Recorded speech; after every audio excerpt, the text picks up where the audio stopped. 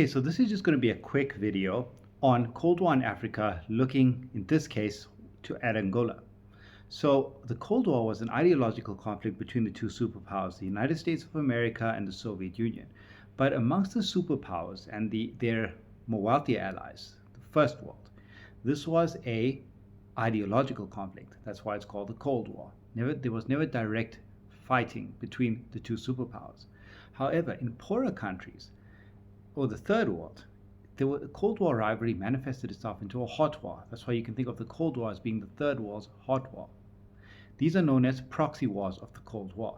Now, when we think of proxy wars of the Cold War, the most famous examples are Korea and Vietnam. We also can talk about Afghanistan and the fall of the Soviet Union. But the third largest proxy war of the Cold War took place in an African country called Angola. So why was this the case? I'm just going to quickly explain. During the first wave of African independence, the late 1950s and the early 1960s, when the vast majority of African countries got their independence, especially British colonies like Ghana, Nigeria, or French colonies like Mauritania, Guinea, etc., the Portuguese colonies were not going to get their independence. So while the British and the French were giving independence to their colonies, even Belgian Congo got its independence at this stage, Portugal made it very clear that they will not entertain the possibility of their colonies getting independence. And they, in fact, took colonialism a step further by making their colonies actual provinces of Portugal. So Angola and Mozambique would become provinces of Portugal. So Portugal really tried to enforce its rule. Nonetheless, in 1961, a spontaneous cotton workers' protest in Angola manifested itself into a general protest against Portuguese colonial rule altogether. And it kind of started a resistance movement, beginning the War of Liberation against Portuguese colonial rule. So this War of Liberation would last from 1961 up until 1974. But due to the Cold War, it's going to be complicated.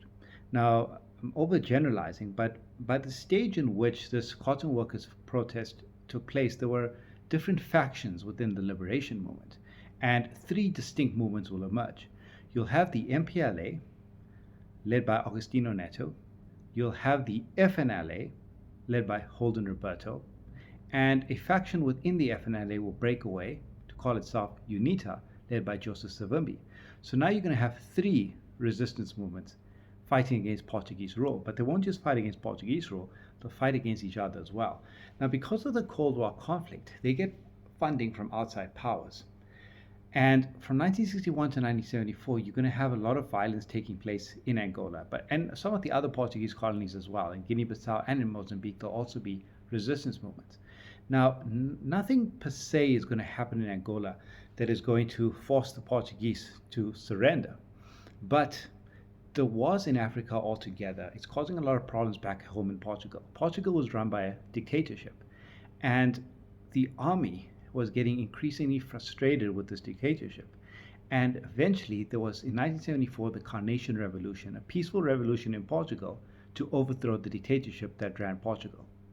And the main reason for this was the young men were just fed up of having to go to Africa and fight these colonial wars. They didn't understand why. It was a huge drain. So that was the situation. Now, in many Portuguese colonies, this was pretty straightforward. Cape Verde, Sao Tome, Guinea-Bissau, Mozambique.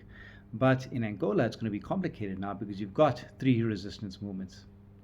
And they're getting funding from outside powers because of Cold War rivalry. Now, because the MPLA was a Marxist organization during the Cold War conflict, it was automatically an enemy of the West. So the United States is automatically going to support whoever opposes the MPLA.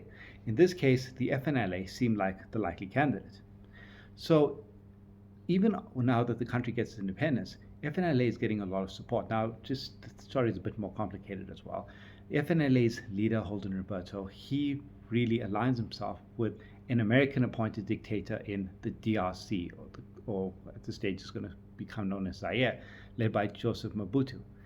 And Roberto will get funding from Mobutu, will get arms from Mobutu, who's getting funding from the United States. But when the Civil War comes to when the War of Liberation against Portuguese rule comes to an end, and a civil war is about to begin, the United States would put their support on the FNLA. Now, part of the Alvo agreements with Portugal was that elections would take place in 1975 in Angola to decide who's the new government. But because you've got three armed movements, rather than wait for a possible MPLA election victory, the FNLA and UNITA decide to attack, and a war will break out. But the Soviet Union, who would be the MPLA's allies, were reluctant to give arms to the MPLA. They wanted to wait for elections. Cuba became very worried under Fidel Castro that the Soviet Union is going to abandon its communist ally, the MPLA, and the FNLA with American arms would take over the government. So the Cuban forces came in. And in 1975, the MPLA, with Cuban support, managed to take control of Luanda, the capital of Angola, and became the de facto leader of the country of Angola. But this did not end the conflict, and a civil war would follow now, and up from 1975 on and off up until the early 2000s. And the cause of the civil war would be that UNITA would not give up. The FNLA would slowly deteriorate and become less significant, but UNITA would rise, and it would make itself very clear that it's an ally of the West. So the United States would support UNITA. South African apartheid government would support UNITA as well. South Africa at this stage is controlling Namibia. MPLA makes it very clear they are anti-apartheid. So Joseph Savimbi will get a lot of support from the South African government and from the United States. And you'll have this long, pointless civil war dominate Angola's post-independent history. So even though it's a country very rich in resources like oil, it also had this very long, complicated civil war, which was largely influenced by the Cold War.